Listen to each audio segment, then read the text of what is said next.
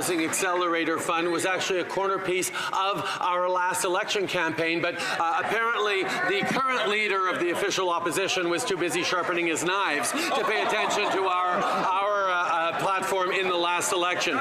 We've demonstrated a level of commitment and focus on delivering for Canadians while he continues to propose cuts. I'm just going to...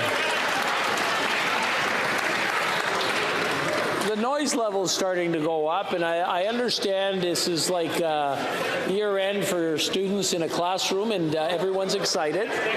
But I'm going to ask everyone to just take a deep breath, and maybe, I mean, the Prime Minister had 10 seconds left if he wants it. It's good? Okay, we'll go over to the Leader of the Opposition, and let's keep everything respectful.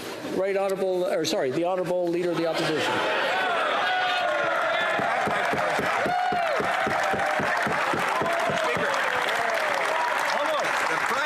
Says there's no room for savings in his sumptuous government spending.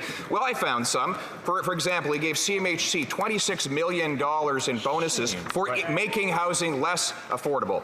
He paid $181,000 for the Governor General's travel, $116 million for McKinsey, a company that supports him but actually helped cause the opioid crisis, $54 million for the ArriveCan app, $6,000 for one night in a hotel for the Prime Minister. Doesn't he think we could pass on that spending and put the money back in Canadians' pockets?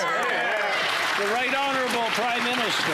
Mr. Speaker, what the Conservative leader continues to put forward is a program of cutting programs for Canadians, whether it's billions of dollars for childcare at $10 a day right across the country that he continues to campaign against, whether it's investments in a climate action incentive that both puts a price on pollution and puts more money back in the pockets of 8 out of 10 Canadians that he would cancel. That's money in the pockets of families in his riding that he would cancel. Whether it's moving forward on things like a grocery rebate or a doubling of the GST tax credit that has helped out 11 million Canadians and will continue to support seniors and young people. The Honourable Leader of the Opposition. So here's a real plan to make housing affordable. Balance the budget to bring down inflation and interest rates on Canadians' mortgages.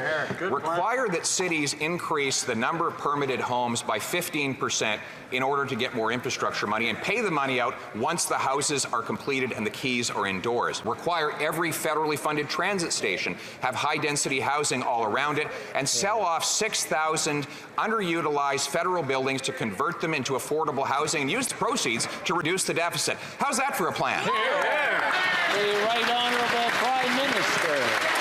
Mr. Speaker, many of those elements in his supposed plan are things that we are already very much working on. But the one place we disagree is his proposal to cut programs, to cut supports to low-income Canadians, to cut supports with things like a housing benefit that he not only voted against, but he delayed passage in the House when we were offering a $500 top-up to low-income Canadians. He has consistently stood against the kinds of supports and investments in Canadians, offering instead cuts and austerity at a time where Canadians need continued support. And on fiscal responsibility, Mr. Speaker, we're still at the top of the class in the G7.